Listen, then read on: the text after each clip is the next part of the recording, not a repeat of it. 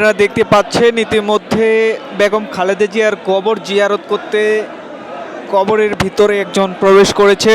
তিনি কিন্তু ভিতরে খালেদা জিয়ার কবর জিয়ারত করতে নেমে গিয়েছেন এবং পুষ্প শ্রদ্ধাঞ্জলি দিচ্ছেন। আমরা একটু দেখানোর চেষ্টা করে যাচ্ছি আপনাদের।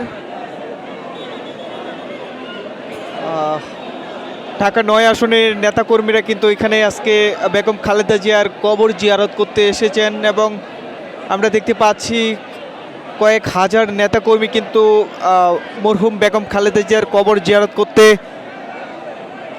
জিয়া উদ্যানে এসেছেন এবং গত 30শে ডিসেম্বর বেগম খালেদা জিয়ার যে মৃত্যু হয় এবং সেই থেকে বিএনপি নেতাকর্মীদের মধ্যে একটা শোকের ছায়া কিন্তু নেমে পড়ে। সেই থেকে দেখতে পাই যে আসলে মরহুম বেগম খালেদা জিয়াকে যেখানে সমাধি দেওয়া হয় তার স্বামীর পাশে, অর্থাৎ সাবেক রাষ্ট্রপতি জিয়াউর রহমানের পাশেই কিন্তু তাকে সমাধি দেওয়া হয় এবং সেই দিনের পর থেকেই কিন্তু আসলে নেতাকর্মীরা এখানে ছুটে আসছেন এবং কবর জিয়ারত করছেন।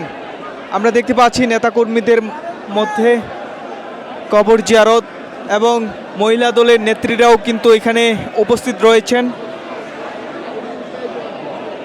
যুবদল, স্বেচ্ছাসেবক দল, ছাত্রদল সবাই কিন্তু এখানে রয়েছেন, তারাও কিন্তু কবর জিয়ারত করছেন।